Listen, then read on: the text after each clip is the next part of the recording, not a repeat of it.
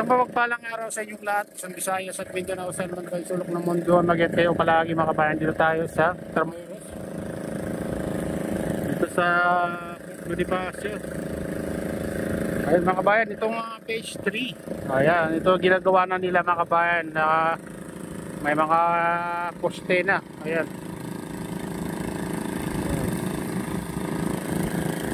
Naumpisan na mga kabayan. Ito yung crane na ginagamit nila pag poste. Maganda rito pag natapos mga kabayan kasi maluwag yung banda na to hanggang doon. Sabi nila gagawin nila hanggang doon sa tulay, baka lumampas pa nga daw. Abangan natin mga kabayan kung hanggang saan itong ginagawa nilang Pasig River Esplanade mga kabayan.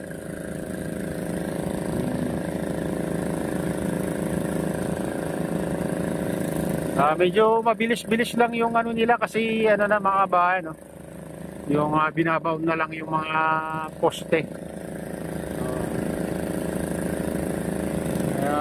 Ilang araw lang ito may nakalagay na poste dito mga kabayan. Ayan, punta naman tayo dun sa page 1, silipin natin. Tara na, samahan nyo ako.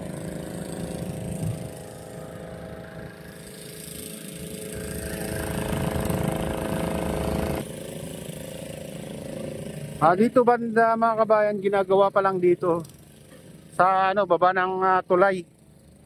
Inaayos nila. Ayan oh. Kaya may harang dito kasi may ginagawa sila diyan sa baba ng tulay. Kaya punta tayo dun sa page 1.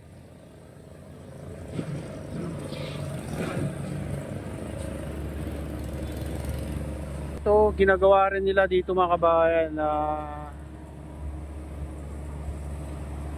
yung dating may mga upuan na dyan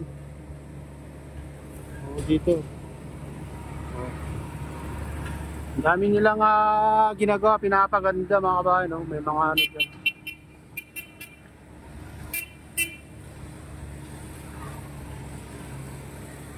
Ayan.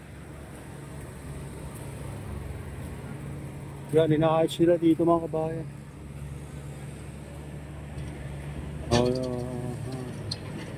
May mga nagawa na dun,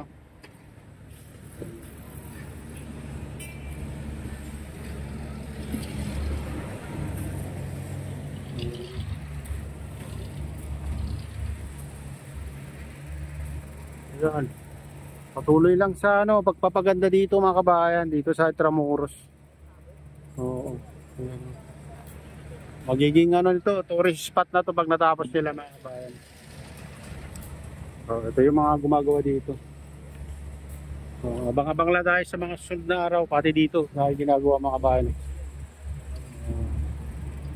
Siguro part ng to Pasig River Esplanade mga kabayan yung ginagawa nila, pinapaganda.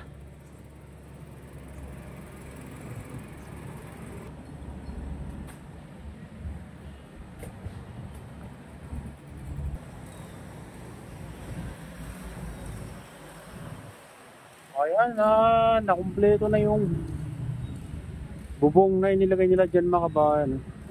Mamayang siguro, mamayang hapon, mamayang gabi may mga magtitindag dyan. Phase 2 yan mga kabayan. Pupunta tayo sa phase 1. Para na, samahan nyo.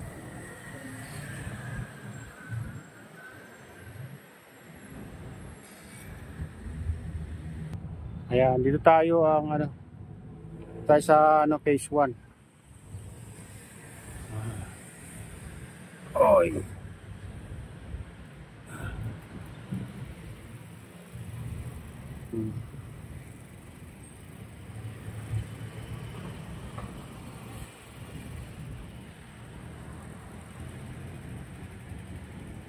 Ayan.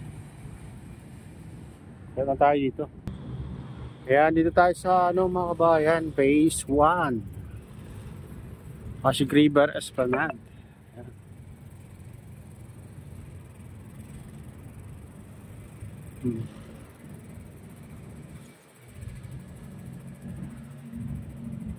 Yan, maganda dito pag gabi.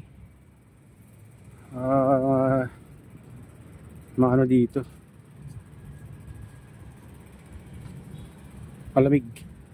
Pero pag ganitong oras, medyo ano, may init-init dito.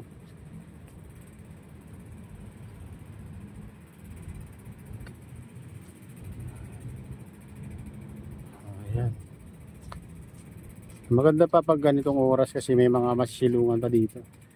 Ito, malalaki na rin yung mga ano dito, tanim nila dito mga kabahay.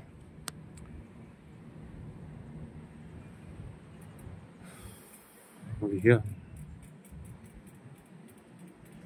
Mas maganda mamasyal kayo dito mga ano, alas 5 ganun. Para malamig.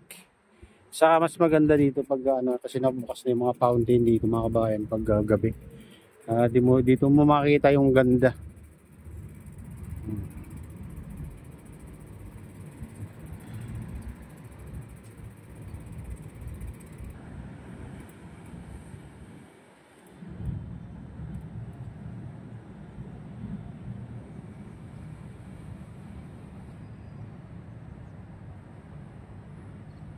Yan, dito pa lang sa IPS1 ha. Oh, low tide na low tide. Ganito pala dito pag low tide mga kabayan. Wala rin palang ano.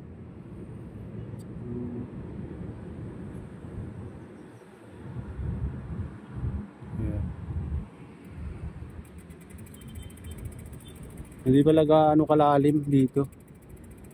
Pag nag low tide.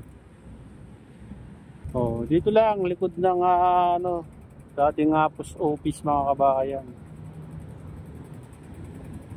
Yung nasunog.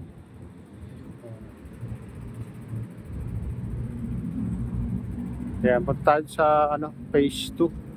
Kaya dito tayo dadaan sa ilalim.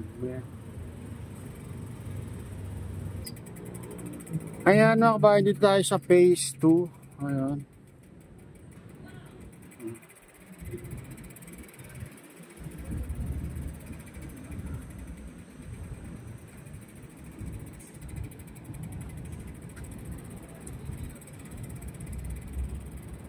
Meron ng ano dito nilagay na Christmas tree. Yan. Hindi na tayo akyat dun sa taas. Dito na lang tayo sa ano, baba. Laki din mo itong Christmas tree nila.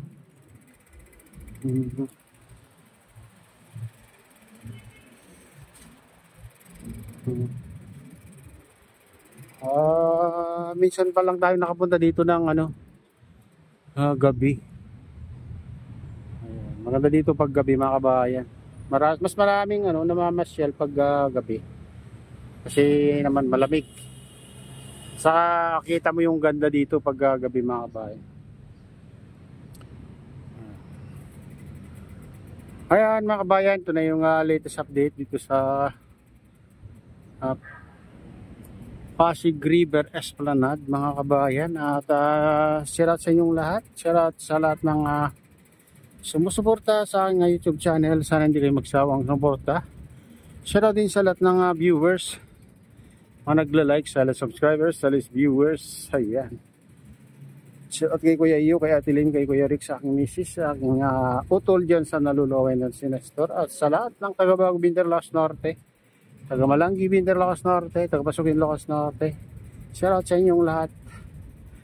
At kay Kaday Op at sa Gubang Baykada, shoutout sa inyong lahat mga idol.